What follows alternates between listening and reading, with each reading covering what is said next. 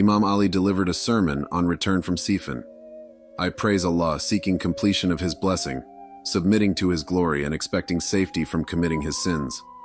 I invoke His help, being in need of His sufficiency. He whom He guides does not get astray. He with whom He is hostile gets no protection. He whom He supports does not remain needy.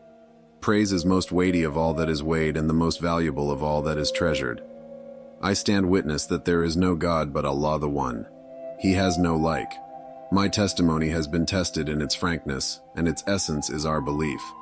We shall cling to it forever till we live, and shall store it facing the tribulations that overtake us, because it is the foundation stone of belief, Iman, and the first step towards good actions and divine pleasure. It is the means to keep Satan away. I also stand witness that Muhammad is His slave and His prophet. Allah sent him with the illustrious religion, effective emblem, written book, effulgent light, sparkling gleam, and decisive injunction, in order to dispel doubts, present clear proofs, administer warning through signs, and to warn of punishments. At that time, people had fallen in vices whereby the rope of religion had been broken.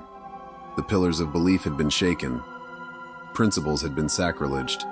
System had become topsy-turvy. Openings were narrow. Passage was dark. Guidance was unknown and darkness prevailed. Allah was being disobeyed. Satan was given support and belief had been forsaken. As a result, the pillars of religion fell down. Its traces could not be discerned. Its passages had been destroyed and its streets had fallen into decay. People obeyed Satan and treaded his paths. They sought water from his watering places. Through them, Satan's emblems got flying, and his standard was raised in vices which trampled the people under their hooves and treaded upon them with their feet. The vices stood on their toes, in full stature, and the people immersed in them were strayed, perplexed, ignorant, and seduced as though in a good house with bad neighbors. Instead of sleep, they had wakefulness, and for antimony, they had tears in the eyes.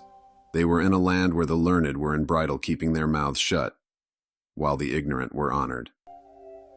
In the same sermon, Amir al-Mu'mineen referred to the household of the Holy Prophet as follow: they are the trustees of his secrets, shelter for his affairs, source of knowledge about him, center of his wisdom, valleys for his books, and mountains of his religion.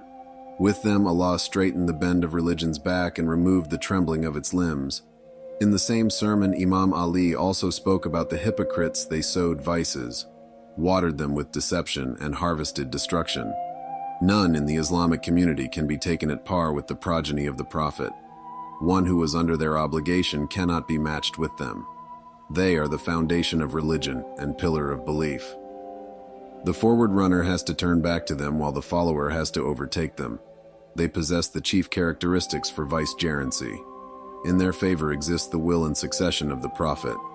This is the time when right has returned to its owner and diverted to its center of return.